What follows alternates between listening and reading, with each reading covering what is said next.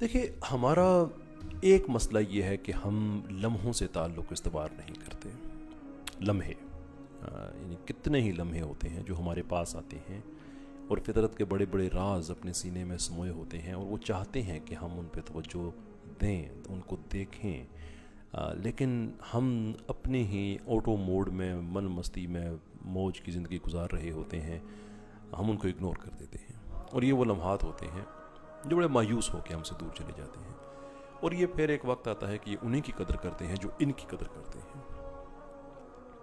یہ راز انہیں کو بتاتے ہیں جو ان کے ساتھ تعلق استوار کرتے ہیں. اچھا آپ کہہ سکتے ہیں کہ کیسر بھائی یہ کیا شاعرانہ باتیں شروع کرتی ہیں, کیا آپ نے کوئی روحانیت کی باتیں. فیر انف آپ کہہ سکتے ہیں کہ شاید یہ روحانی تشریح ہے, جو فنومنن ہے فطرت کے ان کی, آپ کہہ سکتے ہیں کہ یہ شاعرانہ باتیں ہیں. لیکن اگر آپ زیادہ سائنٹیفک ٹینڈنسیز رکھتے ہیں تو سائنٹیفکلی سپیکنگ بھی ہم اسی نتیجے پہ پہنچتے ہیں. فار ایگزامپل ڈینیل گولڈمین جو مائنڈ سائنسز میں بہت بڑا مقام رکھتے ہیں, emotional intelligence number of other mind sciences کے جو ڈسپلنس ہیں ان میں پائنیئر ہیں وہ.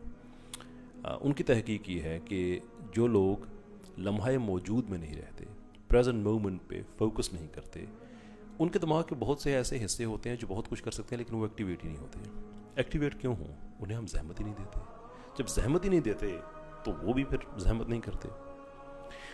نیوٹن کی کہانی, اف اٹ از کریکٹ کہ واقعی اگر سیب گرا تھا, جسٹ امیجن کہ سیب کے گرنے سے فطرت کا اتنا بڑا راز کھل جانا, اتنا بڑا راز کھل جانا, کشش ثقل گریوٹی, یہ ظاہر ہو جانا ایک سیب کے گرنے سے کیوں ہوگا؟ کیونکہ وہ اس لمحے کے ساتھ اس قدر کنیکٹڈ تھا کہ ایک واقعہ ہوا اور اس واقعے پہ غور کرنے کے بعد ایک پرتاؤ کھل گیا, ایک پردہ اٹھ گیا. جو میں کہہ رہا ہوں کہ فطرت کے بڑے بڑے راز ان لمحوں میں سموئے ہوئے ہوتے ہیں.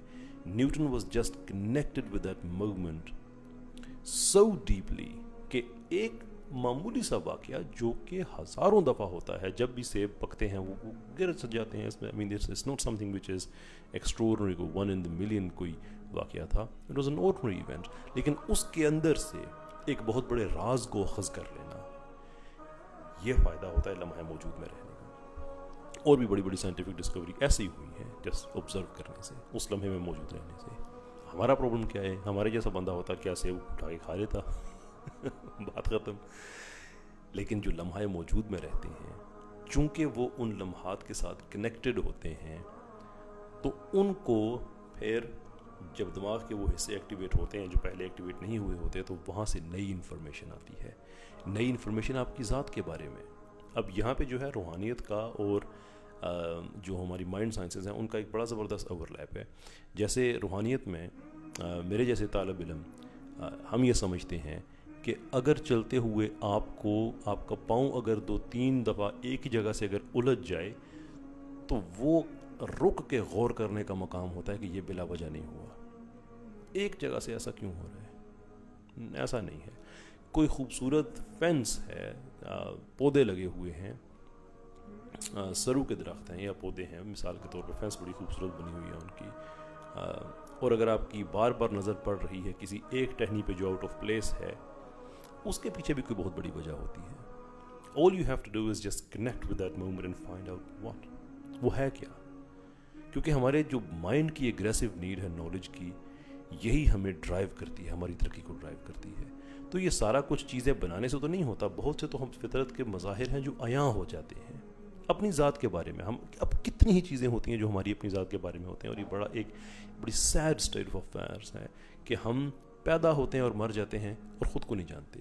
یہ 2 کریٹیکل پوائنٹ, پیدا ہونا اور مر جانا, اس کے اندر جتنی زندگی ہے, ٹھیک ہے کوئی آپ کہہ سکتے ہیں کہ کسی کی عمر 1 دن بھی ہو سکتی ہے, دیٹ از فیئر انف, تو ان پہ تو ہم سوال بھی نہیں اٹھا رہے نا. جو 60, 70, 80 سال اس دنیا میں رہ گیا اور اب جا رہا ہے اور اس کو بھی ابھی اپنی ذات کا عرفان نہیں ہوا, یہ ایک بدقسمت حقیقت ہے, یہ ایک بدقسمتی ہے. اور یہ اس وقت ہوتی ہے جب انسان آٹو پائلٹ موڈ پہ زندگی گزار رہا ہوتا ہے اور سوچتا ہی نہیں ہے. غور ہی نہیں کرتا کہ جو لمحات اس کے پاس آ رہے ہیں، اپنی فکر کو وہ زحمت ہی نہیں دیتا.